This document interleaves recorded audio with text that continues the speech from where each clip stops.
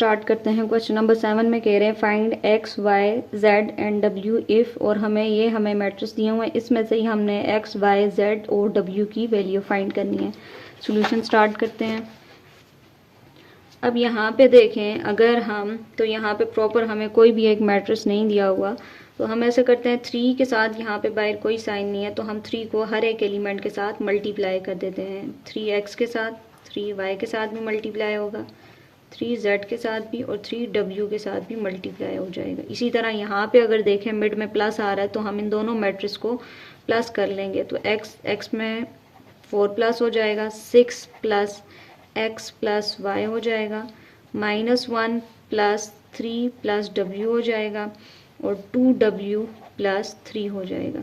अब यहाँ पे अगर इन्हें मल्टीप्लाई करूँ मैं तो ये आ जाएगा 3x, 3y, 3z और 3w आ जाएगा। और अगर यहाँ पे मैं प्लस करूँ, x और 4 लाइक टर्म्स नहीं है, अगर इसके साथ x होता तो इट्स मीन हम इसको प्लस कर सकते थे, तो प्लस करने में यहाँ पे हमारे पास लाइक टर्म नहीं है, अनलाइक है, तो ये प्लस नहीं हो सकती। इसी तरह अगर यहाँ पे भी देखें 6x, y, z तीनों जो हैं वो डिफरेंट टर्म्स हमारे पास आ रही हैं, तो ये भी आपस में प्लस नहीं हो सकती। और अगर यहाँ पे देखें 3 और 1 एक जैसी टर्म्स आ रही हैं तो इनको हम लोग सॉल्व कर सकते हैं। प्लस माइनस माइनस 3 में से 1 चले गए, हमारे पास 2 आ जाएगा, तो 2 प्लस w आ जाएगा। इसी तरह यहाँ पे भी देखें, इसके साथ w है, इसके साथ नहीं है, तो अनलाइक टर्म है, तो ये आपस में प्लस नहीं हो सकती। अब यहाँ पे अगर मैं इक्वेशंस बनाऊँ, फर्स्ट एलिमेंट जो है सेकंड मैट्रिक्स के फर्स्ट एलिमेंट के इक्वल हो जाएगा, तो मैं अगर इसे लिखूँ 3x equal to x plus 4, यह आ गई मेरे पास इक्वेशन 1। इसी तरह सेकंड अगर देखें 3y equal to 6 plus x plus y आ जाएगा, इक्वेशन 2। इसी तरह थर्ड एलिमेंट अगर देखें 3z equal to 2 plus w, equation 3। फिर इसी तरह 3w equal to 2w plus 3 आ जाएगा, ये एलिमेंट इस एलिमेंट के इक्वल हो जाएगा, इक्वेशन 4। अगर यहाँ से मैं इक्वेशन 1 यूज़ करूँ और इसमें से x की वैल्यू फाइंड करना चाहूँ, तो यहाँ पे मैं राइट कर देती हूँ यूजिंग इक्वेशन 1। इक्वेशन 1 है हमारे पास 3x equal to x plus 4। अब यहाँ पे देखें, इस साइड पे भी x आ रहा है और यहाँ पे भी x आ रहा है, तो अगर मैं इस x को इस साइड शिफ्ट करूँ तो दूसरी साइड शिफ्ट होके यहाँ पे इधर प्लस था तो दूसरी साइड जाके माइनस हो जाएगा और इस साइड पे 4 रह जाएगा। 4 के साथ प्लस है, आप लिखें या ना लिखें फ़र्क नहीं पड़ता। अब यहाँ पे हमारे पास कोई कोफिशिएंट नहीं है, कोफिशिएंट होगा 1। 3 में से हमारे पास 1 चले गए, 2x आ जाएगा इक्वल टू 4। मुझे तो यहाँ पे x चाहिए, मुझे 4 नहीं चाहिए, तो 4 और x के दरमियान में कोई साइन नहीं है, इट्स मीन ये मल्टीप्लाई हो रहे हैं, तो मैं क्या कर दूंगी, डिवाइड करूंगी, dividing 2 on both sides.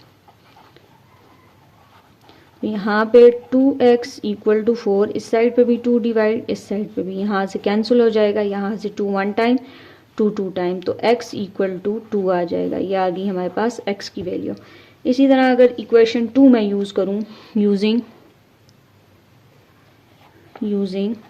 Equation 2, तो इक्वेशन 2 है हमारे पास 3y equal to 6 plus x plus y। अब यहाँ पे अगर देखें y इधर भी आ रहा है, इधर भी आ रहा है, दोनों लाइक टर्म है। अगर मैं इस y को दूसरी साइड शिफ्ट करूँ तो यहाँ पे प्लस था, दूसरी साइड जाके माइनस हो जाएगा और ये वाली टर्म इसी तरह रहेंगी।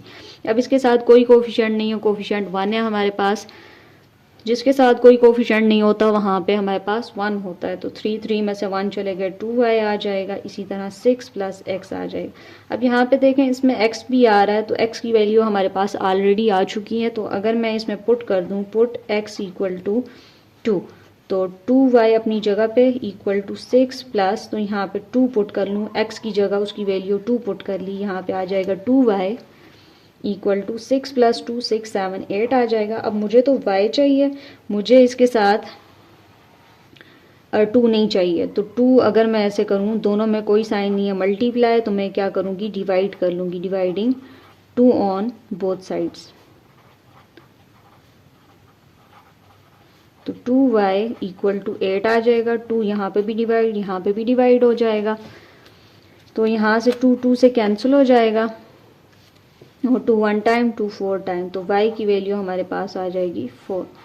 अब इसी तरह इक्वेशन यहाँ पे अगर मैं देखूँ, मेरे पास इक्वेशन 3 और 4 में मैं अगर पहले ये वाली इक्वेशन यूज़ करूँ ताकि एक w की वैल्यू आ जाए, क्योंकि इसमें z भी आ रहा है और w भी आ रहा है, तो मेरे पास ना अभी z की वैल्यू और ना w की वैल्यू है। तो इसी तरह अब अगर हम w की वैल्यू फाइंड करें, w को अगर इस साइड पे शिफ्ट कर लें, 3w माइनस 2w हो जाएगा और यहाँ पे 3 रह जाएगा। अब 3 में से 2 चले गए, 1w इक्वल टू 3। 1 इसके साथ बेशक ना लिखें तो हमारे पास w की वैल्यू आ जाएगी 3। अब अगर हम यहाँ पे यूज़ करें यूजिंग इक्वेशन 3, तो थर्ड इक्वेशन है हमारे पास 3z equal to 2 plus w। अब यहाँ पे अगर देखें z इधर आ रहा है और w भी है हमारे पास, तो इसमें ऐसा करते हैं पुट w इक्वल टू 3 की वैल्यू पुट कर देते हैं। 3z अपनी जगह पे, 2 प्लस w की जगह हम 3 राइट कर देंगे, और यहाँ पे 3 राइट कर देंगे तो 3 + 2 5 आ जाएगा और यहाँ पे 3z रह जाएगा। अब मुझे सिर्फ z चाहिए, मुझे इसके साथ 3 नहीं चाहिए। 3 और z में कोई साइन नहीं है, मल्टीप्लाई हो रहे हैं, तो हम इसको क्या कर देंगे, डिवाइड कर देंगे। 3z इक्वल टू 5, यहाँ पे लिख लेते हैं डिवाइडिंग 3 ऑन बोथ साइड। यहाँ पे 3z इक्वल टू 5, यहाँ पे भी 3 डिवाइड हो जाएगा, यहाँ पे भी 3 से कैंसिल, z इक्वल टू 5/3। सो ये हमारे पास z की वैल्यू आ जाएगी। तो x की वैल्यू हमारे पास आई है 2, y की वैल्यू हमारे पास आई है 4, w की 3 और z की हमारे पास आई है 5/3। तो ये हमारा आंसर आ जाएगा।